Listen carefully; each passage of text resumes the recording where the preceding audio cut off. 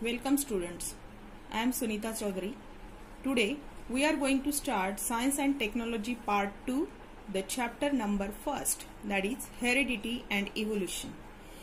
In this topic we are going to study all these points, that is heredity and hereditary changes, transcription, translation and translocation, evolution, evidences of evolution, Darwin's theory of natural selection, Lamarckism, speciation and human evolution.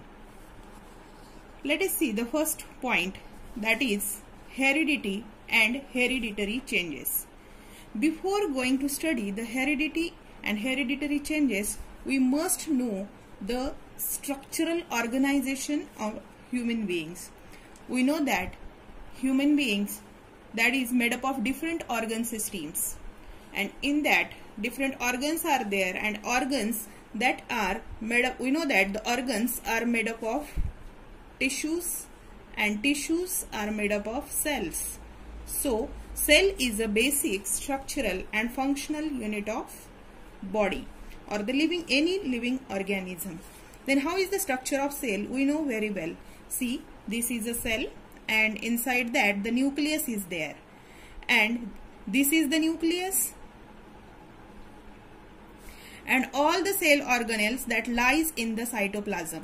So inside the nucleus all hereditary material, DNA, chromosomes that are present. So we must know the location of DNA before going to start the heredity. Let us see the heredity. We know that the transfer of biological characters from one generation to next generation is called heredity. And the John Gregor Mendel, he is the pioneer of modern genetics. Then in the year 1866, around 1866, Mendel, he understand the conclusions of his research about the heredity. Mendel performed various research before that, and he concluded about his researches in the year 1866. After that, in the year 1901, the Hugo de Vries understood why there are sudden changes in the living organism. That means the mutations are there, and thus the mutational theory of Hugo de Vries that is put forth in the year 1901. After that, in the year 1902, Walter and Sutton,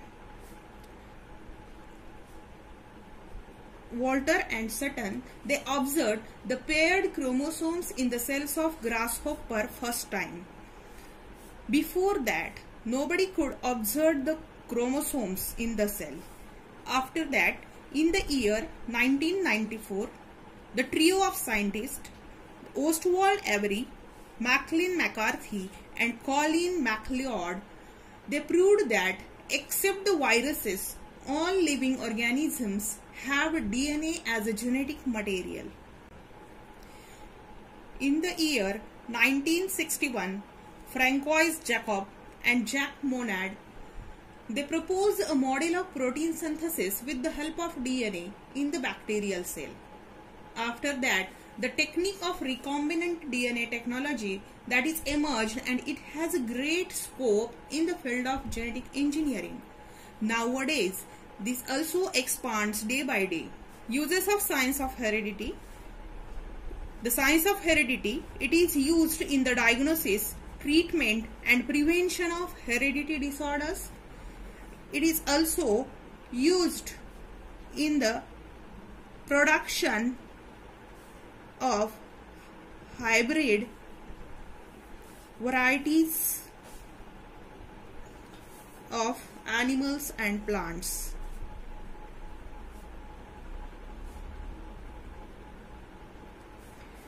This science of heredity, it is also used in industrial processes in which the microbes are used.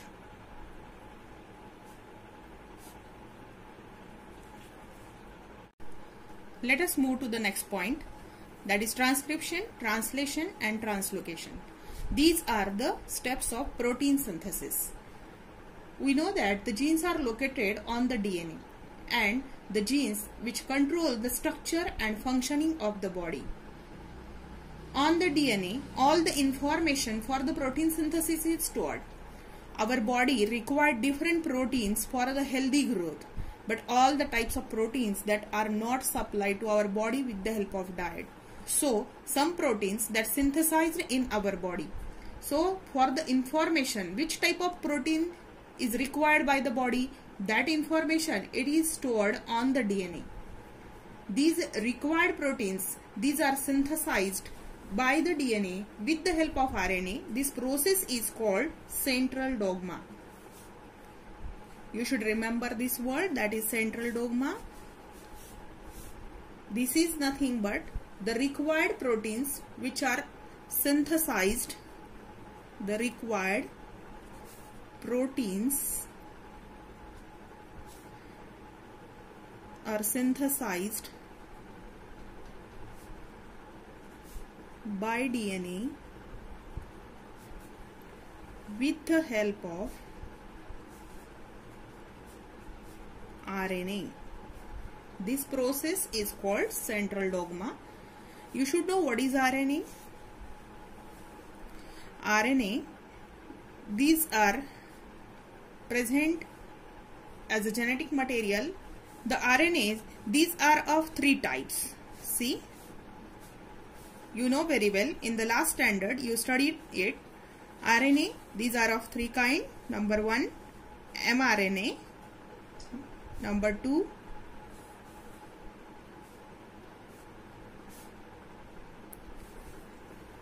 tRNA. And number 3, rRNA. mRNA, tRNA and rRNA. Messenger RNA, transfer RNA and ribosomal RNA. Let us see the transcription first. This transcription, takes place in the nucleus of the cell. We know that in the nucleus, the DNA is there, and on the DNA, nucleotide sequences are there. You know very well what are the nucleotides? A, T, G, C. These are the 4 kinds of nucleotide: adenine, guanine, thymine and cytosine. During transcription, the 2 strands of DNA, see DNA, it is just like this. These 2 strands of DNA that get unwind first. That means they start to unwind. Then they unwind first and only one strand, it is used in the transcription. That means according to sequence that is present on one strand, the complementary nucleotides are added. First this DNA get unwind, then out of these 2 strands, only one strand is used for the protein synthesis. That means according to sequence which is present on this strand, the complementary nucleotides are added one by one. See, if A is here, but only change is that during mRNA formation, we know that A always pairs with T, but in case of RNA, A always pairs with U. Instead of thymine, uracil is there. So, A pairs with U, that means complementary base U is added here. Then T is here on the DNA, its complementary A is added here. Then guanine, that is G, its complementary C is there. Just like that, one nucleotides added and RNA synthesis is there. This process of formation of RNA according to the sequence that is present on the DNA strand, this process is called transcription. Once again I repeat, transcription, it is nothing but the formation of mRNA, formation of messenger RNA, and this messenger RNA formed according to the sequence on one DNA strand. The complementary base pairs added and there is a formation of this messenger RNA. All this takes place inside the nucleus. See, this is the diagram of transcription given in the textbook. See, these are the two strands of DNA which get unwound here. And for the unwinding, the RNA polymerase enzyme is responsible. This enzyme make it unwind first, and out of these two strands, only one strand is used for the formation of messenger RNA. See here, the nucleotide sequence is there, T, A, C, G.